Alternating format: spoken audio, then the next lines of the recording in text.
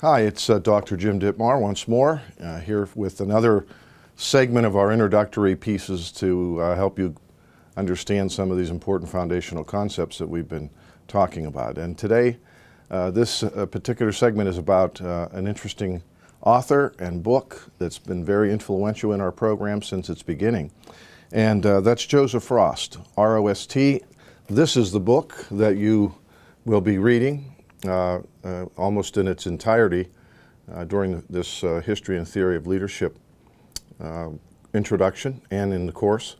It's a book that was written back in the 1991, and it's an interesting book. It's a book that is probably going to frustrate you at points, because you're going to read several chapters in which Joe Rost goes into some great detail, criticizing, analyzing a number of leadership comments, statements, textbooks, articles, authors of leadership, etc. He does this to really indicate from his perspective, and a lot of people agree, that all of this material that he reviews does not necessarily deal with the issue of what is leadership. And so you're going to read again and again and again his critique. And it can get kind of overwhelming, perhaps at times, wondering when he's going to end. It also is an overview in many respects of how leadership concepts and ideas evolved and developed during the 19th century. The title of his book is Leadership for the 21st Century, and that's an important title. So I don't want you to get frustrated with that part of really understanding what he did for the body of research or body of literature in leadership studies, and how influential his ideas have been.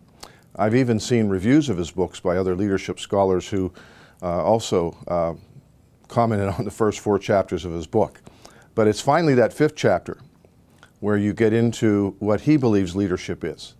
And again, he believes that his concept of leadership is unique and novel for the time when it was written in 1990.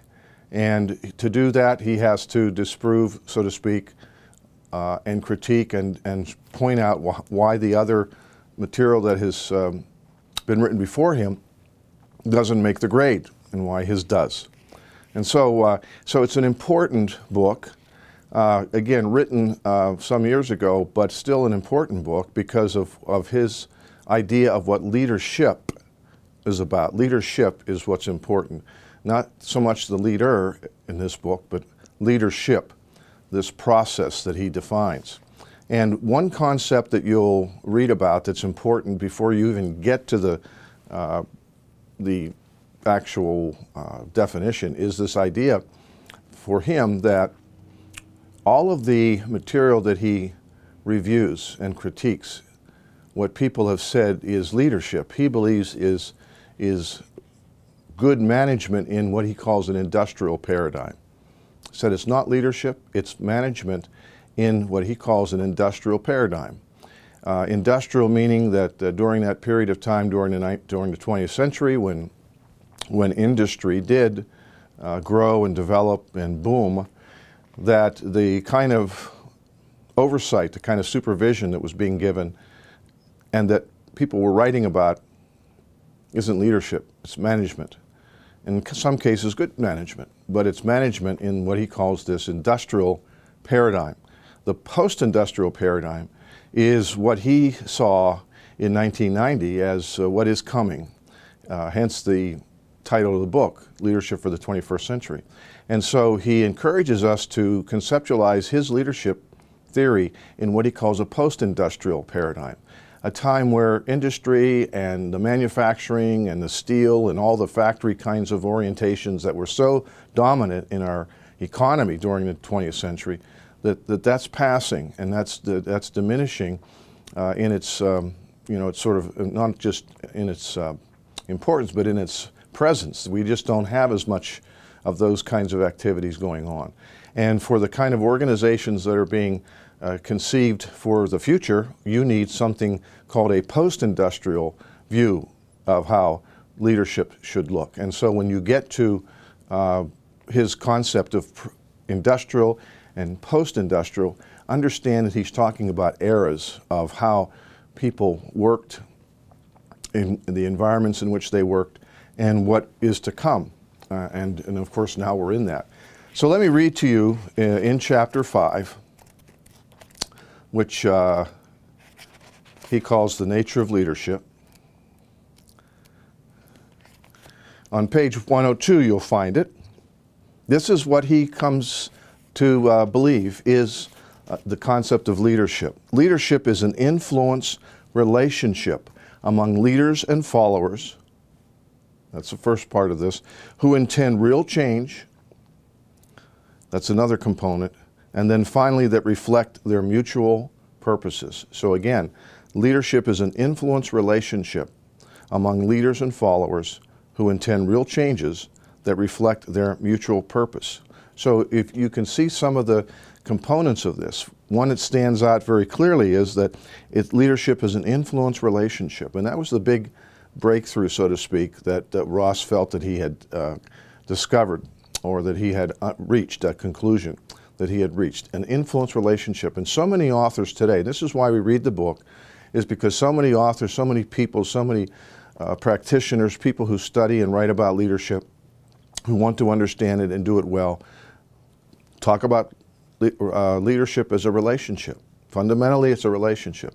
And when you talk about being an influential relationship, that means somehow you're trying to have an impact on people in such a way that they resonate with what's going on and what's happening, whether it's the organizational goals, vision, mission. Leadership is an influence relationship. And it isn't about position. It's not about power. It's not about, leadership occurs only among leaders who are have a certain title. This concept means that leadership of this type can occur in any environment. And keep in mind that what he's talking about here, and this is what sometimes is difficult to really understand at first, is that he's talking about a process. He's talking about an event. He's talking about a phenomena that when it happens, when leadership is going on, these things are present. That it is an influence relationship that's among leaders and followers who intend real changes. They want to do something. They want to move forward, and it reflects their mutual purpose, not somebody just forcing it down somebody's throat in a very top-down fashion. Now, the other interesting part of what he does then, he goes into some great detail to break the definition down and make it very clear what does he mean specifically by these words. And one of the other points that I want to make, just drawing this presentation to a close, is that the idea of influencing people is something he's very concerned about the process of leadership, and particularly the what you might call the ethics of leadership in this sense. And that is, how do we influence people? In his case, Ross is very clear. It's not some sort of coercive, manipulative process. It's something that's based on things like persuasion and understanding and listening and, going back and forth in a way that isn't threatening. It's giving people a choice. In this leadership equation that he defines, people choose to become involved in leadership. And I think that's a very key point. Now, Joe Rost is someone who I got to know a little bit, and we talked a lot about his work, and we talked about areas that if he could write a new edition, which I had strongly encouraged him to, that he might update, that he might change a little bit some of the criticisms and things. It was very interesting. Unfortunately, Joe passed away about 4 years ago, and was not able to achieve that goal.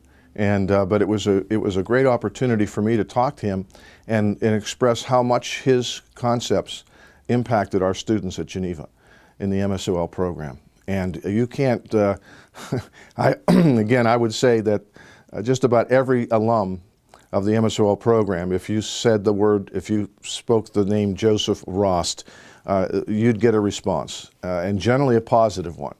And sometimes that takes time for people to finally begin to appreciate what Joe Ross had to say. So again, another very important, fundamental leadership theory that you're going to come up, be able to bump up against over and over through the MSLS program. And it's important that you understand the basic concepts of what it's about, and also be prepared to, endure the first 4 chapters and understand why he had to do that. And I encourage you to be positive and encourage about that. So again, thank you. I trust this has been helpful.